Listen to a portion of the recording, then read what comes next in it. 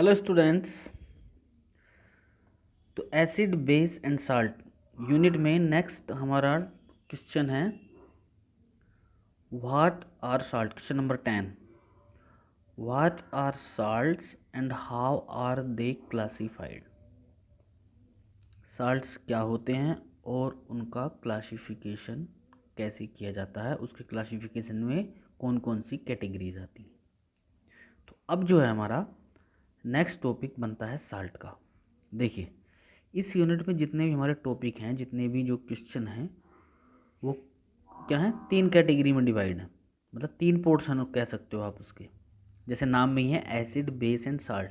तो शुरू में हम पढ़ने किसके बारे में पढ़ा, एसिड्स के बारे में, फिर बेसिस के बारे में डिटेल थी।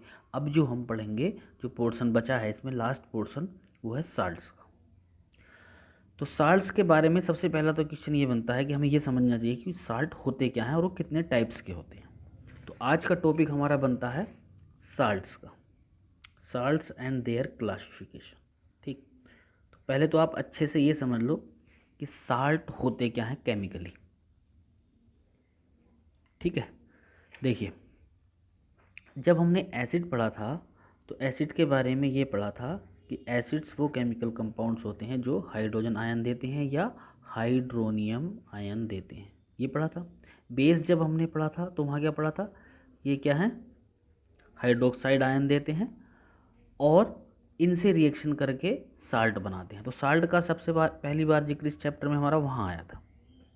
ठीक है, साल्ट्स की आपको एक जनरल डेफिनेशन ये ध्यान रखनी है कि साल्ट्स जो होते हैं, पहली बात तो ये आयोनिक कंपाउंड्स होते हैं। क्या होते हैं, आयोनिक कंपाउंड्स। मतलब इनके जो आयंस होते हैं, आयोनिक कंपाउंड्स कौन से, जिनमें कैटायन हो और एनायन हो और उनके बीच क्या है, आयोनिक बॉन्ड हो या इलेक्ट्रोस्टैटिक फोर्स हो। तो साल्ट्स आर आयोनिक कंपाउंड्स, ये तो होगी पहली बात। दूसरी बात, बनते कैसे हैं, जब जब किसी एसिड, एसिड है कोई, तो एसिड में जाहिर सी बात है हाइड्रोजन एटम्स होंगे जो आसानी से H+ आयंस देंगे। तो किसी भी एसिड में जो हटने वाले आयोनाइजेबल हाइड्रोजन्स हैं, वो क्या हैं, किसी मेटल से जब रिप्लेस होते हैं तो साल्ट बनते हैं। और बहुत सिंपल शब्दों में कि salts are products of neutralisation reaction of acid by base. जब एसिड और बेस रिएक्शन करते हैं तो क्या है, हमारा साल्ट फॉर्म होता है। ये आपको क्या है, जब हमने केमिकल प्रॉपर्टीज़ पढ़ी थी एसिड्स की एंड बेसिस भी वहाँ पढ़ा था। तो कितनी बातें होंगी, साल्ट्स आयोनिक कंपाउंड्स होते हैं, इनके बीच में क्या है, इलेक्ट्रोस्टैटिक फोर्स होता है। जब आयोनिक है तो एक कैटायन होगा और एक एनायन होगा। अब ये बनते कैसे हैं, ये न्यूट्रलाइजेशन रिएक्शन से बनते हैं, किसकी, एसिड और बेस की। और उस न्यूट्रलाइजेशन रिएक्शन में क्या होता है, जो एसिड के ऐसे हाइड्रोजन हैं जो आसानी से क्या है, आयोनाइज हो जाएंगे, उनको क्या है, किसके द्वारा, मतलब एसिड के जो H आइटम होंगे उनकी जगह कौन आ जाएगा, मेटेलिक आयन आ जाएंगे। ध्यान रखना है, मेटेलिक आयन या NH4+, जिसको अमोनियम आयन बोलते हैं। तो बहुत सिंपल शब्दों में आपको दिमाग में ये बात स्टोर कर लेनी है, साल्ट्स क्या होते हैं, आयोनिक कंपाउंड्स होते हैं। और ये जनरली जो बनते हैं, फॉर्म्ड होते हैं, वो आयोनाइजेबल हाइड्रोजन, किसी एसिड के जब हाइड्रोजन को हटा के उसकी जगह मेटेलिक आयन आ जाता है। मेटेलिक आयन मतलब जैसे sodium ion, potassium ion, copper ion, है ना, आयरन का आयन जैसे ferrous ion, ferric iron ion, इस तरीके से, या अमोनियम आयन। ठीक है, अब यही जो बात जो आपको बताइए, ये सिंपली क्या है, एग्जाम्पल से आपको क्लियर हो जाएगी। और एग्जाम्पल की रिएक्शन हमने पढ़ी है। जैसे ये है हमारा सबसे सिंपलेस्ट एग्जाम्पल, क्या है, हाइड्रोक्लोरिक एसिड। इसकी हमने रिएक्शन करा दी सोडियम हाइड्रोक्साइड से। ठीक है भाई, अब क्या होगा, ये हाइड्रोजन आयन रिप्लेस हो जाएगा इससे, तो क्या बन जाएगा, NaCl। और साल्ट के साथ वाटर बनता है, ये आप जानते ही हो। तो ये क्या हो गया, एसिड का H आयन हट गया H+ के रूप में, और इसकी जगह क्या आ गया, मेटेलिक आयन आ गया। ठीक है, तो ये साल्ट बन गया हमारा। तो साल्ट क्या है? आयोनिक कंपाउंड है। आयोनिक क्यों है? क्योंकि Na+ और Cl- होता है। बना कैसे? एसिड में से हाइड्रोजन हट गया और उसकी जगह क्या है? सोडियम आयन आ गया। तो किसी भी एसिड में जब H+ ion hydrogen items replace हो जाते हैं किससे? बेस के मेटेलिक आयन से या अमोनियम आयन से, तो हमारा क्या है?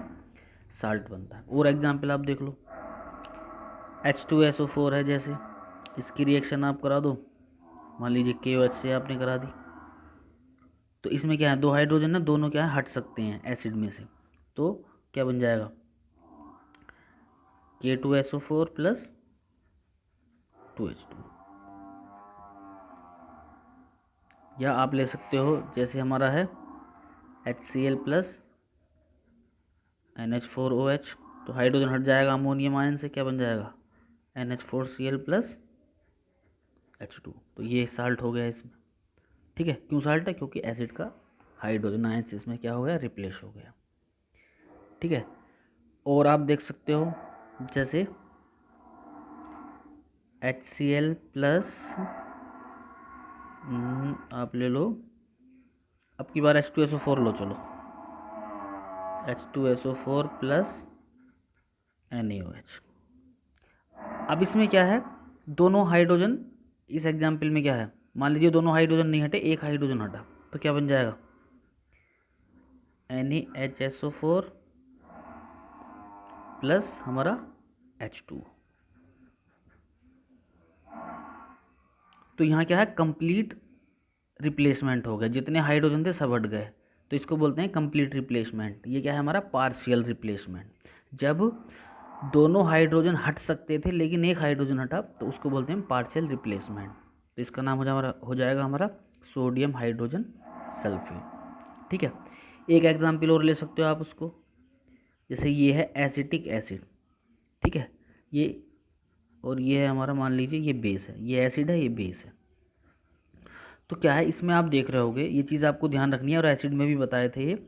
इसमें जो आयोनाइजेबल हाइड्रोजन है जो हट सकता है सॉल्यूशन में, वो सिर्फ ये वाला हाइड्रोजन है, न कि ये वाला। तो जब ये हटेगा तो क्या बनेगा? CH3COONA + H2। कहने का मतलब ये है कि सारे एग्जाम्पल्स में एसिड बेस से रिएक्शन कर रहा है, एसिड का हाइड्रोजन रिप्लेस होके क्या है? साल्ट बन रहा है। अब वो क्या है? कंप्लीट रिप्लेसमेंट भी हो सकता है और पार्शियल रिप्लेसमेंट भी हो सकता है, लेकिन रिप्लेसमेंट उन्हीं हाइड्रोजन्स का होगा जो आयोनाइजेबल हाइड्रोजन्स होंगे किसी एसिड में। ठीक है, अब ये जो बात बताई है आपको, इस तरीके से आपको मेंशन करनी है, वही इसमें लिखा हुआ है जो आपको बताया गया है। A salt is an ionic compound formed by the replacement of ionizable hydrogen atoms of an acid by metallic ion और ammonium ions। किसी भी एसिड में से ऐसे हाइड्रोजन आइटम्स का रिप्लेसमेंट किसके द्वारा? मेटेलिक एटम के द्वारा, जो आसानी से रिप्लेस हो जाता है, तो उससे क्या है? हमारे साल्ट्स बनते हैं। मतलब salts are products of neutralisation reaction of an acid and base. Acid और बेस में जो न्यूट्रलाइजेशन रिएक्शन होती है उसके फलस्वरूप हमारे साल्ट्स बनते हैं। ये एग्जाम्पल हैं अलग अलग कंडीशंस की। ठीक है, जैसे ये HCl है, NaOH, NaCl बन गया और H2O। तो इसमें क्या है? जो एग्जाम्पल आपको अभी बताया था, मतलब हाइड्रोजन क्या है? रिप्लेस हो रहे हैं और उसकी जगह क्या है? बेस का जो मेटल है वो यहाँ क्या है? सब्सटीट्यूट हो रहा है, तो उसके फलस्वरूप हमारा साल्ट बन रहा है और वाटर बन रहा है। तो ये हो गया हमारा complete replacement of ionisable hydrogen atom of the acid. Partial replacement भी होता है। मान लीजिए हमने क्या है यहाँ ये ले लिया HCl और NaOH। एक मिनट यहाँ जो है ये HCl नहीं होगा, ये होगा हमारा H2SO4। इसको करेक्ट कर लेते हैं, तभी ये बना। अब इसमें H2SO4 में क्या हाइड्रोजन के कितने हैं? 2 हैं। तो इसमें 2 के 2 नहीं हटेंगे, पार्शियल में क्या है? कम हटेंगे। तो अब हमारा इसमें ये जब एक हटेगा तो यहाँ क्या बन जाएगा? NaHSO4 + H2O। एक हाइड्रोजन क्या है इसमें? रह जाएगा। इसका नाम हो जाएगा हमारा सोडियम हाइड्रोजन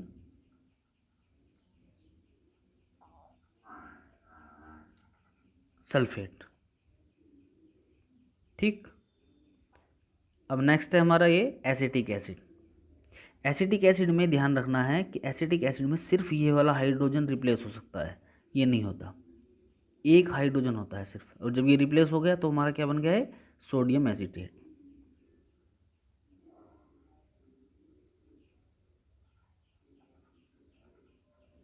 तो इस तरीके से साल्ट की डेफिनेशन ये रही और एग्जाम्पल ये हो गए।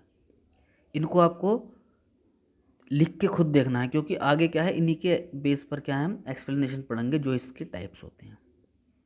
तो एक बार आपको फिर बताना है, बहुत इंपॉर्टेंट है कि साल्ट्स कैसे बनते हैं, न्यूट्रलाइजेशन रिएक्शन से बनते हैं, किसकी, एसिड की और बेस की।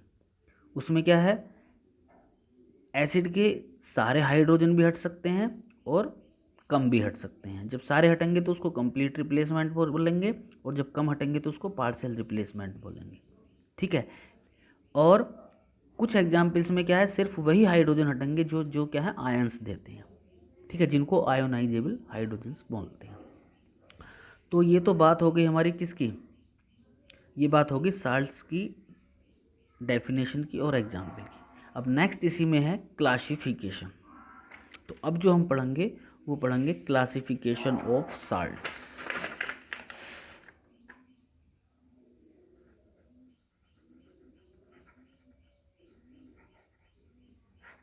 तो ध्यान रखना है, साल्ट 6 टाइप्स के होते हैं, 6 तरीके के साल्ट्स होते हैं। फर्स्ट होता है हमारा नॉर्मल साल्ट, ठीक। सेकंड होता है एसिड साल्ट। फर्स्ट हो गए नॉर्मल साल्ट, सेकंड हो गए एसिड साल्ट्स, थर्ड हो गए हमारे बेसिक साल्ट्स, फोर्थ क्या है हमारा, डबल साल्ट, फिफ्थ हैं मिक्स्ड साल्ट्स, और लास्ट है हमारा कॉम्प्लेक्स साल्ट्स। 6 टाइप्स के साल्ट्स आपको ध्यान रखने हैं। पहला normal salt, second acid salts, third basic salts, fourth है डबल साल्ट्स, फिफ्थ है मिक्स्ड साल्ट एंड सिक्स है कॉम्प्लेक्स साल्ट। एक एक पॉइंट्स आपको ध्यान रखना है और अपने आप तैयार हो जाएगा। ठीक है, सबसे पहले लेते हैं नॉर्मल साल्ट।